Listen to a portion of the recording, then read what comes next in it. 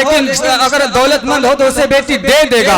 अगर कोई इंसान गुनहगार है, हराम काम करने वाला है, शराबी है, जुआरी है, नशेड़ी है, अगर अमीर है तो उसको रिश्ता खोजने के लिए कहीं जाने की जरूरत नहीं पड़ती, उसके पास रिश्ते खुद आया करते हैं। लेकिन अगर कोई अल्लाह का नेक बंदा होता है, परहेजगार मुत्तकी, नारे तकबीर, नारे रिसालत, जनाबे सिद्दीक हसन झारखंडी, जनाबे झारखंडी बाबा।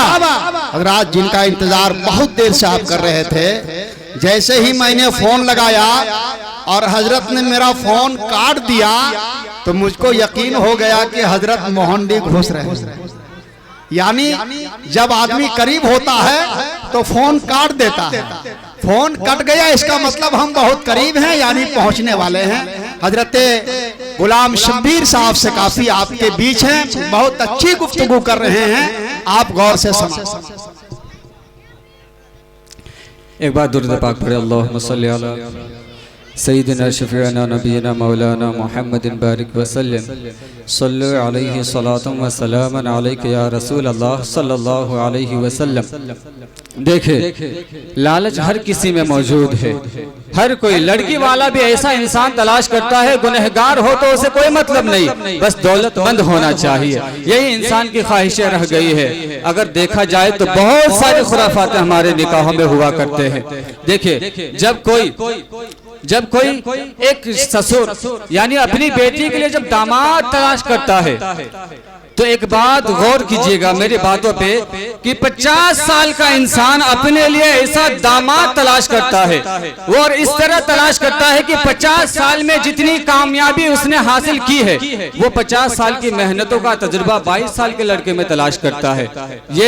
ये नाइंसाफी है, ये गलत है कि जिस चीज को आपने खुद हासिल किया 50 साल में, उस कामयाबी को, उस तरक्की को, उस दौलत को, उस महानता को आप 22 साल के लड़के में तलाश करते हैं। ये कहाँ की इंसाफी है? ये इंसाफ बिल्कुल भी नहीं है। अगर आपको 50 साल की उम्र में जो कामयाबी आपने हासिल की है, अगर उतनी ही कामयाबी आपको हासिल करने वाला अगर दामाद चाहिए तो आप भी अपनी बेटी के लिए 50 साल का बुढ़ा तलाश कर लो, क्योंकि एक 20-22 साल के लड़के में वो कामयाबी हासिल आप तलाश करते हैं जो आपको खुद हासिल करने में 50 साल लग गया हो।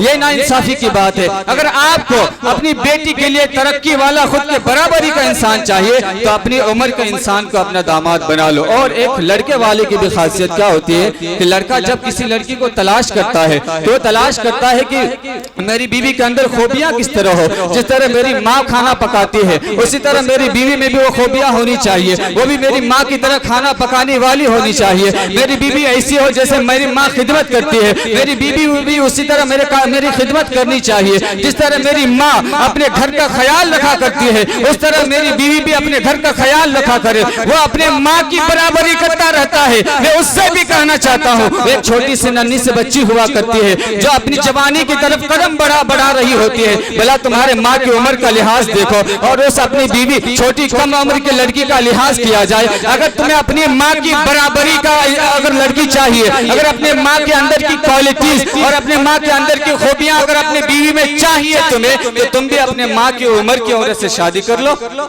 क्या हर्ज है? तुम कर लो 40-50 साल की बूढ़ी से शादी, तुम्हारी माँ के अंदर जितनी खूबियां सारी खूबियां उसमें भी मिल जाएगी, है कि नहीं?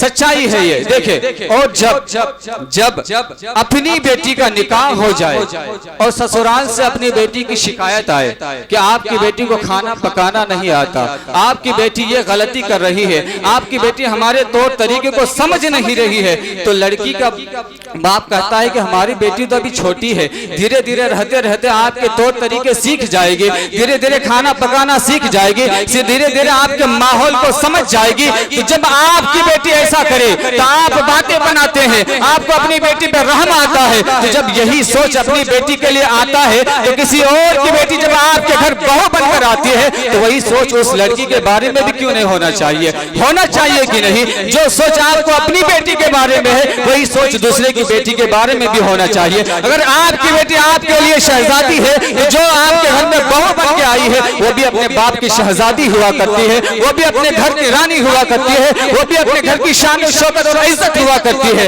हर बेटी की इज्जत का ख्याल करना चाहिए। लोगों के सामने किसी दूसरे की बेटी की बेइज्जती बिल्कुल नहीं होनी चाहिए। हम अक्लमंद इंसान है, हमें सोचना चाहिए कि गलत क्या हो रहा है, सही क्या हो रहा है, ये माजरा है। लेकिन शादियों में एक खुराफात, इस बात को बोलने के बाद मैं अपनी गुफ्तगू को खत्म कर दूंगा इंशाअल्लाह। लेकिन बहुत बड़ी बात है, हो सकता है बहुत सारे लोगों को बुरा लगे। एक बात जो हमारे शादी में हुआ करता है, हम अपने घर के माओ बहनों और बेटियों को ऐसे लिबास पहनाते हैं। हमें पता है कि इंसान की नजरें कितनी नापाक है, लेकिन फिर भी हम अपने घरों की औरतों को ऐसा लिबास पहनाते हैं कि गैर महरम के नापाक नजरें हमारे घर की औरतों पर पड़ा करती है। और आजकल की बेटियां बहनें अपने दुपट्टे को सर पे नहीं रखा करती, गर्दन पे लेकर घुमा करती है। ऐसा लगता है दुपट्टा सर ढकने के लिए नहीं, नाक साफ करने के लिए रखी है। वो होता है कि नहीं? और उसका लिबास देखे तो अल्लाह अकबर, जालीदार हुआ करता है, नेट वाला लिबास हुआ करता है। कुछ औरतों की देखिए ये बाजू खाली होते हैं, पीठ खाली होता है, उसका पूरा लिबास जालीदार होता है। उनको देखकर ये लगता ही नहीं कि उसने कपड़ा पहना है, यूं लगता है जैसे मच्छरदानी ओढ़ के निकल गई है। होता है ऐसा, बिल्कुल होता है। देखिए आप गौर फिक्र करें इस हदीस पर। मेरे नबी ने इरशाद फरमाया कि एक औरत जब जाएगी जहन्नम में तो अकेला नहीं जाएगी, 4 मर्दों को साथ में लेकर जाएगी। और एक रिवायत है 3 मर्दों को साथ में लेके जाएगी। जब खुदाई ताला के बारगाह में उस लड़की को, उस औरत को खड़ा किया जाएगा और पूछा जाएगा, बता तुमने वो लिबास क्यों पहना जिसकी वजह से गैर महरम की नजर तुम पर पड़ा करती थी? तुम बेपर्दा होकर क्यों बाजारों में घूमा करती थी? क्यों शादियों में जाया करती थी? तुम बेपर्दा हो गई हो, तुमने बहुत सारे गुनाह किए हैं, तुम्हारे लिए जहन्नम का फैसला किया जा रहा है। वो औरत कहेगी, जब खुदाई ताला फरिश्तों को ये हुक्म देगा इसे घसीटते हुए जहन्नम में दाखिल कर दिया जाए, तो वो औरत, वो लड़की कहेगी, नहीं नहीं ए मेरे परवरदिगार, अभी रुका जाए, पहले मेरे बाप को बुलाया जाए, मेरे बाप को बुलाया जाए। जब उसके बाप को बुलाया जाएगा खुदाई ताला के सामने, वो औरत, वो लड़की कहेगी, ए मेरे परवरदिगार, ये मेरा बाप है, मैंने जो पर लिबास पहना था वो लिबास इसी ने खरीद कर दिया था, अगर ये खरीद कर नहीं देता तो मैं कैसे पहन सकती? इसने खरीद कर दिया है, मैंने मांगा इसने दे दिया, ये मेरा बाप था, अगर ये चाहता मुझे डांट सकता था, अगर ये चाहता मुझे मार सकता था, अगर ये चाहता मुझे रोक सकता था, वो मुझे चाहता तो पर्दा करवा सकता था। उसकी निगाहों में, उसकी नजरों में बेपर्दा होकर मैं घर से निकला करती थी, उसने मना नहीं किया। ये मेरे परवरदिगार, मेरे जहन्नम का जो फैसला हुआ है उसका जिम्मेदार मेरा बाप भी है, इसे भी जहन्नम में डाला जाए। तो खुदा ताला फरिश्तों को हुक्म देगा, इस लड़की को, इस औरत को और इसके बाप को जहन्नम में डाला जाए। जब उन दोनों को फरिश्ते घसीटते हुए जहन्नम की तरफ ले जा रहे होंगे, वो औरत कहेगी, नहीं नहीं ये मेरे परवरदिगार, अभी रुका जाए, अभी काफी नहीं है, मेरे भाई को बुलाया जाए। मेरा भाई भी एक ऐसा जिम्मेदार है जो मेरा लिबास खरीद कर दिया करता था, मेरा भाई भी मुझे बाजार लेकर जाया करता था और कहता था, बता मेरी बहन तुम्हें क्या पसंद है, तुम्हें वो लेकर दूंगा। मेरा भाई चाहता तो वो भी मार सकता था, मेरा भाई चाहता मुझे मना कर सकता था, मेरा भाई चाहता मुझे रोक सकता था।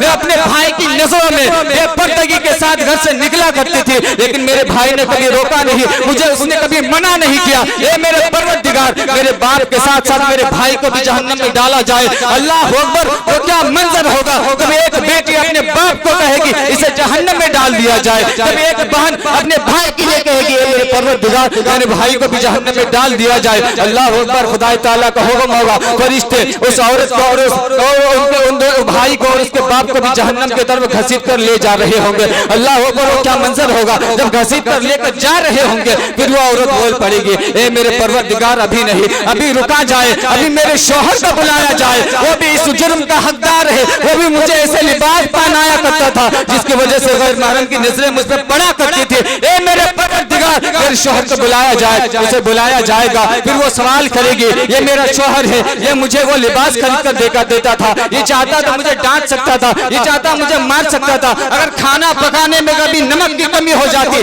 ये मुझे डांटा करता था, लेकिन इसकी नजरों में मैं बेपर्दा होकर घर से निकला करती थी। कभी इसने मना नहीं किया, कभी इसने रोका नहीं। ए मेरे परवरदिगार, इसके हाथों में एक ऐसा तलवार था, अगर उस तलवार की वजह से मुझे कोई भी काम कहता, मुझे वो काम करना पड़ता। वो अगर कहता कि ए मेरी बीवी, अगर तुमने मेरी बात नहीं मानी मैं तुम्हें तलाक दे दूंगा। ये तलाक एक ऐसे हथियार है, वो मुझसे जो चाहता करवा सकता था। वो चाहता तो मुझसे पर्दा करवा सकता था। वो मुझे अगर कह देता, अगर बेपर्दा होकर घर से निकलो कि तलाक दे दूंगा, तो मैं कभी जिंदगी में जो जान या भूल कर भी घर से बेपर्दा होकर नहीं निकलती। लेकिन ये मेरे परवरदिगार, मेरे शौहर ने ऐसा नहीं किया, मेरे शौहर ने मना नहीं किया। मेरे शौहर ने खुद वो लिबास खरीद कर दिए जिसके पहनकर मैं घर से निकला करती थी, और मेरा महरमों की नजर मुझ पर पड़ा करती थी। अल्लाह अकबर। फिर खुदा ताला फरिश्तों को हुक्म देगा, ए फरिश्तों, इस औरत को, इस लड़की को, उसके बाप को, उसके भाई को और उसके शौहर को, इन चारों को जहन्नम में डाल दिया जाए।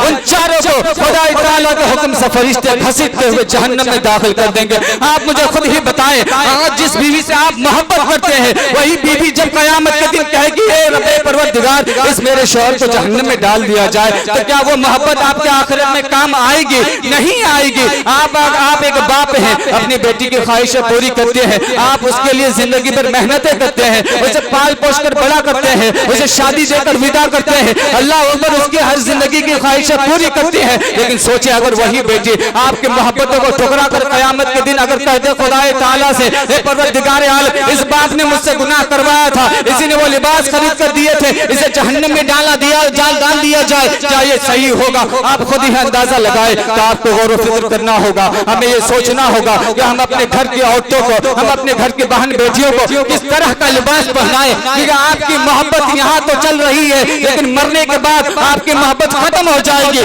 कयामत का दिन वो ऐसा दिन होगा जहाँ पर माँ बाप एक दूसरे से भाग रहे होंगे, औलाद एक दूसरे से भाग रहे होंगे, हर इंसान, हर रिश्तेदार, भाई बहन, हर एक दूसरे से भाग रहे होंगे। कोई किसी का ना होगा, कोई किसी का ना होगा, हर कोई दूसरे को जुर्म ठहराएगा। वो बीवी कहेगी मेरे बाप को जहन्नम में डाला जाए। अगर यहाँ पर जो बाप बैठा है वो खुद गौर व फिक्र कर ले कि आप अपनी बेटियों को किस तरह के लिबास पहनाते हैं, आप मना करते हैं कि नहीं। यह हकीकत है, अगर उस बेटी के लिबास की वजह से, उसके गुनाहों की वजह से उसे जहन्नम में डाला जाएगा, तो वो बेटी आपको भी जहन्नम में डाल जाएगी। वो खुदा ताला से कहेगी इसे भी जहन्नम में डाल दिया जाए, क्योंकि इसकी वजह से मुझे जहन्नम में डाला जा रहा है। इसलिए अभी भी वक्त है, अभी भी समझ जाए, अभी भी सुधर जाए। आप अभी भी हदीस और कुरान पर अमल करते हुए जिंदगी को गुजारे। इंशाअल्लाह जब आप सच्चे आशिक रसूल बन जाएंगे, आप शरीयत के पाबंद बन जाएंगे, तो आपकी दुनिया भी समझ जाएगी, आखिरत भी समझ जाएगी इंशाअल्लाह।